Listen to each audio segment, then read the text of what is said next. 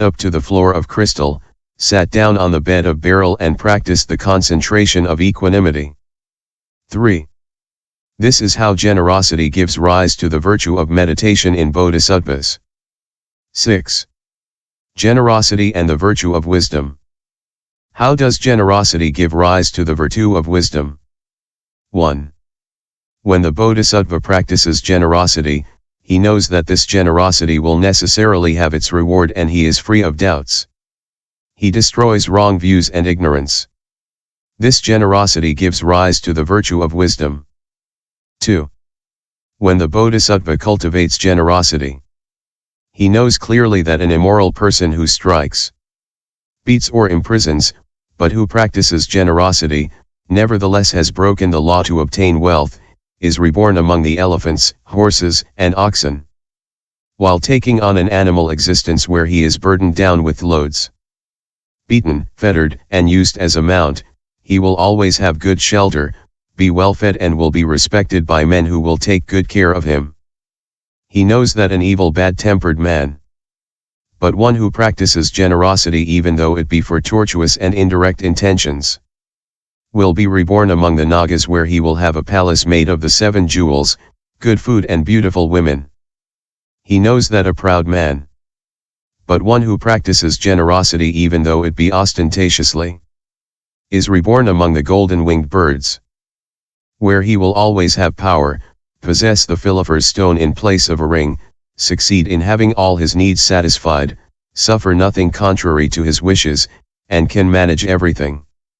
He knows that a minister who wrings money out of people and plunders them of their goods illegally, but one who practices generosity, is reborn among the Kaai Chen where he is the demon Kiyu Pan Cha, for who enjoys himself by carrying out multiple transformations on the 5 outer objects.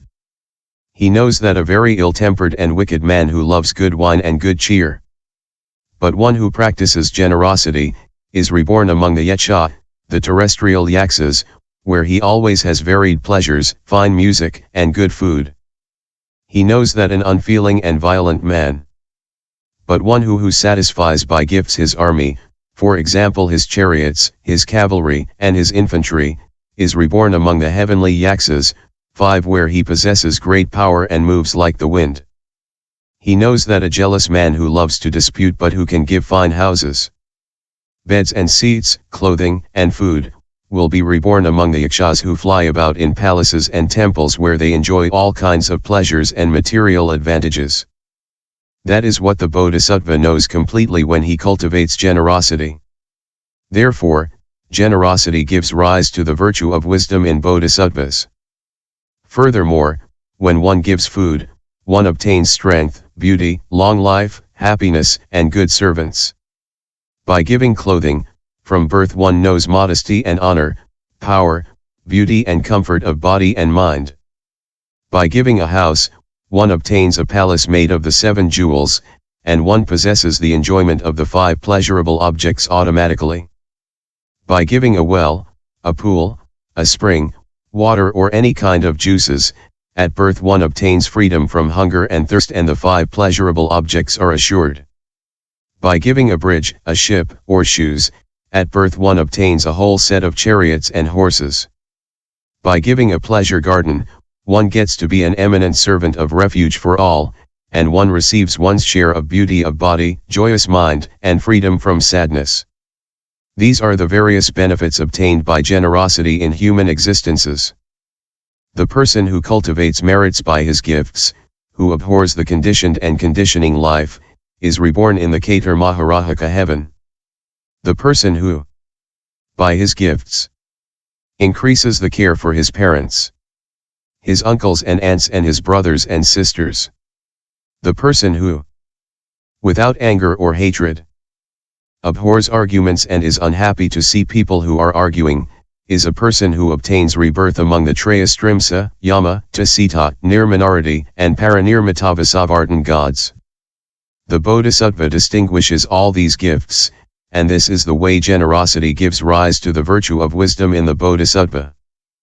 If a person gives with detached mind, out of distaste for the world, with the view of the happiness of nirvana, this is the generosity of an arhat or pratyeka Buddha.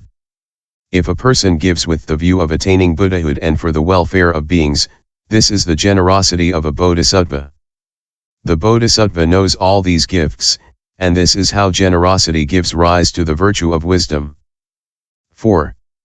Moreover, when the bodhisattva gives, he reflects on the true nature of the three elements of the gift, namely, the donor, the recipient and the gift given, as has been said above. In this way, generosity gives rise to the virtue of wisdom. 5. Finally, omniscience, the prime quality of the Buddhas, takes its origin in generosity. Thus, the 1,000 latest Buddhas, at the moment when they each in turn first produced the mind of Bodhi, were in the process of offering something to the Buddha who was their contemporary. One offered a lotus, another a garment, a third a toothpick. And it is by giving this gift that they produce the mind of Bodhi. These different gifts prove that generosity gives rise to the virtue of wisdom in the bodhisattva.